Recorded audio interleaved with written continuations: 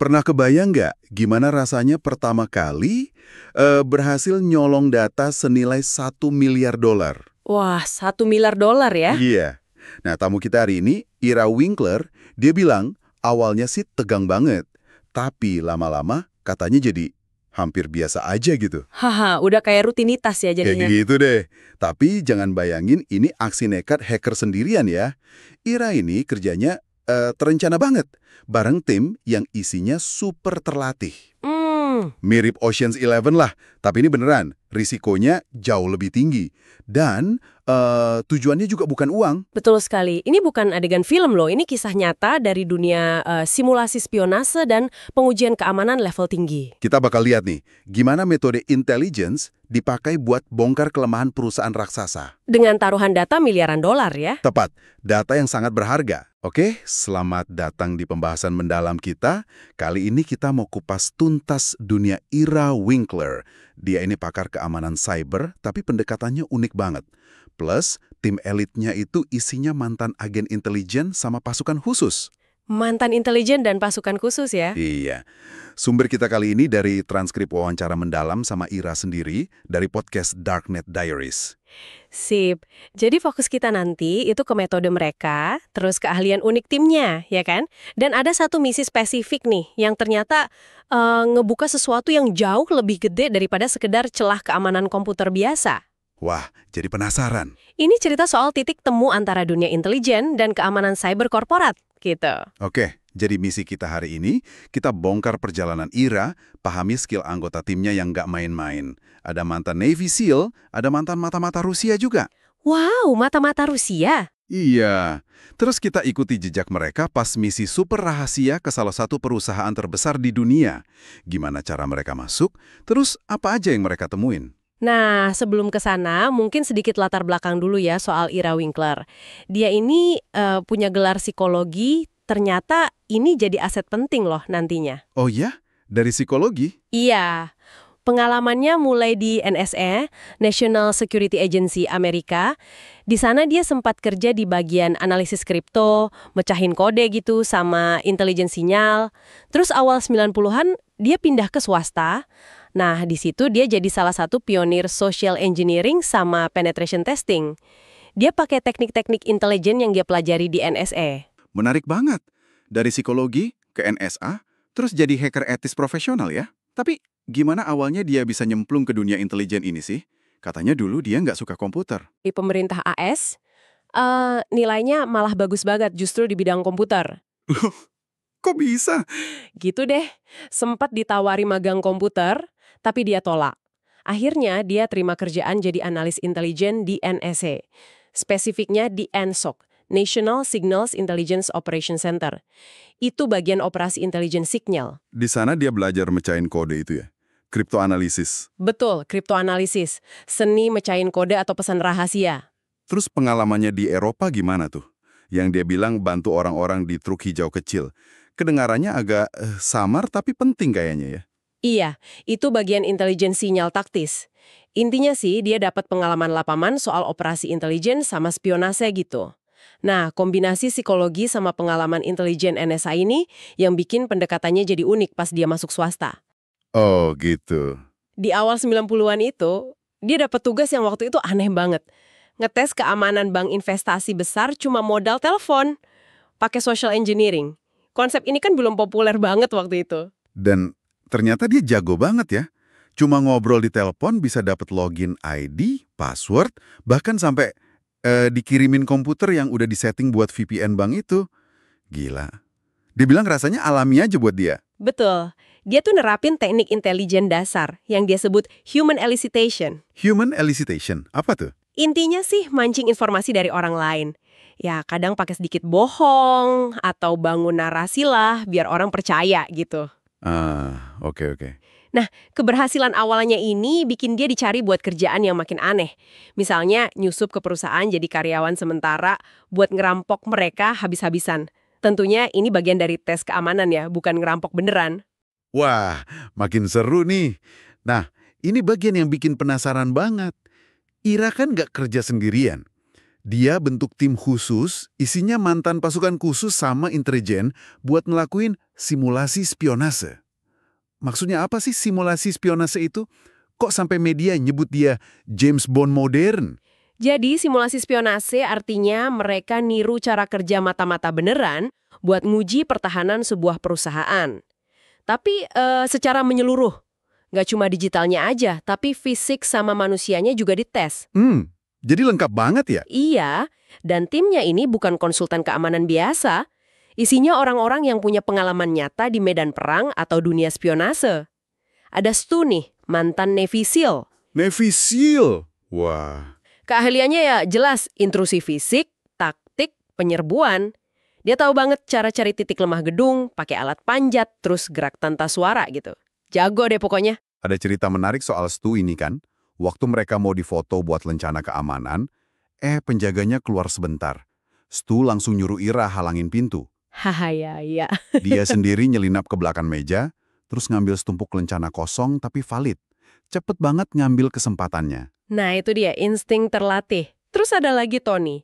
Dia mantan perwira kontra intelligence Angkatan Darat AS. Jagonya social engineering lewat telepon, sama wawancara intelligence. Humin lah, human intelligence. Gayanya gimana tuh si Tony? Orangnya tenang, sopan, gayanya kayak orang desa baik hati dari Kansas gitu.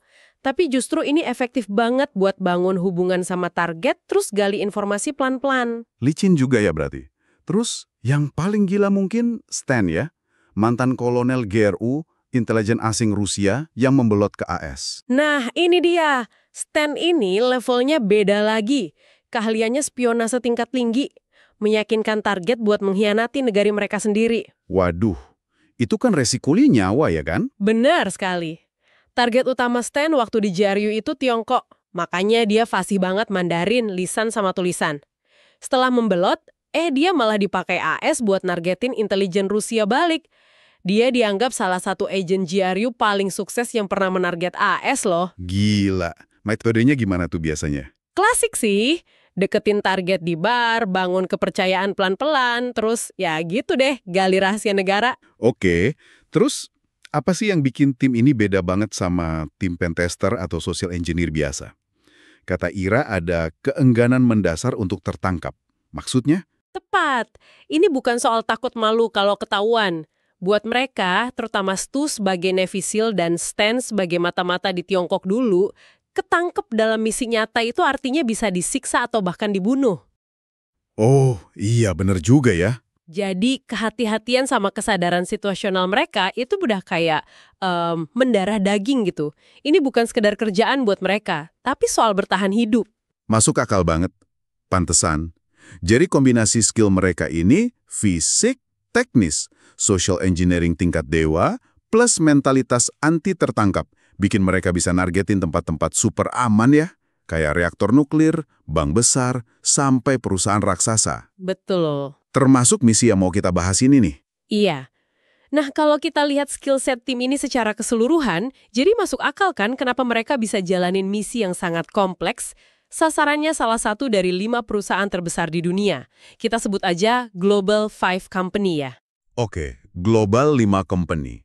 Mari kita masuk ke misi ini. Tujuannya apa sih sebenarnya? Tujuan utamanya itu nguji kerentanan mereka terhadap pencurian data R&D, penelitian dan pengembangan. Nilainya itu bisa miliaran dolar loh. Wow. Sederhananya gini, mereka harus buktiin kalau data R&D super rahasia itu bisa diakses atau dicuri sama pihak luar yang niatnya jahat. Jadi, mereka niru cara kerja mata-mata industri atau negara lain, gitu. Oke. Gimana mereka mulai rencanain ini? Targetnya kan perusahaan raksasa, pasti nggak gampang. Pertama, mereka cari dulu lokasi pusat R&D-nya di mana. Ternyata adanya di kota kecil agak terpencil gitu. Mereka pakai Google Maps, data publik, terus ya telepon sana-sini, tentunya pakai samaran ya, buat cari tahu detail keamanan. Pagarnya gimana, ada penjaga nggak, terus di mana letak pusat komputernya. Cerdik juga ya caranya. Setelah dapat gambaran kasarnya, tim inti itu Ira, Stu, Tony, Stan langsung terbang ke kota kecil itu. Sempet ada kejadian lucu kan pas Ira baru sampai, dia diikutin mobil polisi tak bertanda. Haha, iya benar. Jadi dia lagi cari minum malam-malam, terus sadar ada mobil ngikutin. Terus gimana? Langsung dia manuver defensif. Belok tajam ke pom bensin, terus parkir ngalangin mobil itu. Ternyata isinya polisi. Ira malah balik ngomel kenapa dia diikutin cuma gara-gara nyetir terlalu pelan di kota sepi. Haha, malah dia yang galak ya. Tapi itu nunjukin tingkat kewaspadaan dia yang tinggi banget sih. Betul. Nah, besoknya mereka mulai pengintaian fisik. Ngamatin area kampus R&D, gaya pakaian karyawannya gimana, jam sibuknya kapan, cari celah masuk potensial. Terus aksi masuknya? Mereka coba masuk area kampus pakai mobil pas jam sibuk pagi. Di gerbang penjaga itu kan antriannya panjang banget kan? Iya, biasanya gitu kan. Mereka cukup kangkat sesuatu yang mirip lencana aja. Penjaganya langsung lambaikan tangan suruh lewat. Gak mau bikin macet antrian. Berhasil. Semudah itu. Gila juga. Lalu masuk ke gedungnya gimana? Nah, mereka nunggu dekat pintu yang pakai kunci elektronik. Pas ada karyawan keluar, si Ira pura-pura mau nempelin kartu gitu. Oh, trik klasik. Iya, karyawan itu refleks nahan pintu buat mereka, teknik tailgating namanya. Numpang masuk bareng orang yang punya akses. Sukses lagi deh tim masuk gedung utama. Wah, wah, wah. Di dalam apa yang mereka lakukan? Langsung cari ruang server. Mereka jalan aja dengan pede, seolah-olah karyawan biasa. Sambil diam-diam, memetakan situasi, nyari arah ke pusat operasi komputer. Begitu sampai di ruang operasi komputer, ada temuan yang mengejutkan banget. Apa tuh? Beberapa server paling penting di sana, itu dibiarin dalam kondisi login sebagai administrator. Serius? Ditinggal login gitu aja? Iya. Kesalahan fatal banget kan? Tim langsung manfaatin ini dong, mereka tambahin entry host mereka sendiri. Itu pada dasarnya kayak ngasih mereka pintu belakang atau akses jarak jauh gitulah ke semua server penting di ruangan itu. Wow. Jadi misi teknisnya selesai cepet banget dong ya? Hari pertama langsung dapat akses penuh gitu? Iya, cepet banget dan anti klimaks, kata Ira. Dia bilang, pertama kali nyuri $1 miliar memang menegangkan. Tapi kalau udah sering, ya jadi biasa aja. Santai banget ya ngomongnya. Sementara tim teknis udah beres nih, si Tony sibuk social engineering lewat telepon. Nah, si Stan mulai keliling kota ngelakuin penilaian kontra-intelijen. Kontra-intelijen? Ngapain tuh? Ya, dia ngamatin kondisi sekitar, cari-cari hal yang mencurigakan dari sudut pandang intelijen. Oh ya, di ruang server itu, Stan sempat lihat banyak kamus Tionghoa Amerika di rak. Ira sih cuma nyeletuk sarkastik soal mahasiswa katanya. Nah, penilaian kontra-intelijen Stan ini yang katanya jadi tembuan besar ya, bukan soal servernya. Justru ini bagian paling krusialnya nih. Jadi, Stan nemuin ada 2 restoran Tiongkok di kota kecil itu. Oke. Yang pertama sih biasa aja. Tapi yang kedua, lokasinya persis di seberang jalan pusat R&D itu. Mencurigakan banget. Mencurigakan gimana? Menunya itu cuma pakai bahasa Mandarin, terus nyajiin makanan Tiongkok otentik yang super langka. Bahkan di kota besar kayak San Francisco aja susah dicari katanya, apalagi di kota antah berantah gini. Ada menu khas namanya telur bebek hitam. Telur bebek hitam. Terus apa lagi yang bikin Stan curiga selain menunya? Waktu Stan yang notabene orang Rusia bule ngobrol pakai bahasa Mandarin yang fasih banget sama pemilik atau staf di sana, mereka kelihatan gugup dan khawatir gitu. Wah. Ditambah lagi restoran ini nawarin ruang meeting privat gratis, plus diskon gede buat rapat perusahaan. Nah, buat Stan, dengan latar belakang intelligence yang ngelawan Tiongkok, semua ini kayak red flag gede. Jadi kesimpulan Stan apa dong? Kesimpulannya ini yang bikin tim kaget. Sangat mungkin, kata Stan, restoran Tiongkok kedua ini adalah kedok operasi intelligence Tiongkok. Hah? Kedok intelligence? Iya, yang sengaja didiriin di situ buat nyuri rahasia dagang dari perusahaan Global 5 yang ada di seberangnya. Gila. Ini bener-bener kayak di film mata-mata ya? Banget. Ini langsung membuka pertanyaan penting kan? Gimana cara kerjanya? Nah, Stan menduga mereka ini bisa aja deketin karyawan Global 5, terutama yang keturunan Tionghoa. Oh gitu caranya. Bangun hubungan di restoran itu mungkin pakai tekanan, misalnya ancam keluarga di Tiongkok, atau ya sekedar pasang penyadap aja di ruang meeting gratis itu buat ngumpulin info intelijen dikit demi sedikit. Waduh, seru juga ya metodenya. Terus, apa perusahaan percaya sama temuan ini? Kan agak di luar dugaan ya. Nah, awalnya, waktu dilaporin ke manajer keamanan sama Chief Security Officer atau CSO-nya, reaksinya ya kaget sama bingung. Pastilah. CSO-nya malah bilang, lah urusan saya kan komputer, gimana saya bisa ngurusin Tiongkok? Tim IRA akhirnya nyaranin mereka buat lapor ke FBI. Dan Stan sendiri juga lapor ke FBI kan? Iya, Stan sendiri karena status dan kontaknya, memang ngasih tahu kontaknya di FBI soal temuan ini. Tapi laporan ke manajemen puncak gimana? Ke CEO-nya? Kan mereka biasanya pedulinya soal bisnis, bukan cuma teknis. Nah ini keahlian IRA lagi nih, waktu presentasi ke CEO, dia nggak cuma bilang server X rentan atau ada restoran aneh. Dia terjemahin semua risiko teknis dan temuan Stan itu ke bahasa bisnis. Maksudnya gimana tuh? Dia jelasin potensi kerugian miliaran dolar kalau data merger mereka bocor, atau kalau teknologi baru mereka dicuri pesaing sebelum rilis. Plus fakta bahwa seluruh jaringan R&D mereka sebenarnya bisa dikendaliin dari luar. Nah ini baru nyambung buat CEO, bahasa uang dan risiko bisnis. Ah, bener juga. CEO pasti ngertinya angka kerugian ya. Terus apa tindak lanjutnya? Apa restoran itu beneran kedok intelijen? Jadi bertahun-tahun kemudian nih, Ira ngobrol lagi sama CISO baru perusahaan itu. Si CISO ini konfirmasi. Konfirmasi apa? Dia bilang berdasarkan info awal dari tim Ira waktu itu, FBI beneran ngelakuin investigasi mendalam ke restoran Tiongkok itu. Hasilnya, operasi intelijen Tiongkok itu berhasil dibongkar. Dan katanya ada solusi penangkapan. Wow. Jadi temuan Stan 100% akurat ya? Luar biasa. Luar biasa emang. Oke, jadi mari kita tarik benang merahnya nih.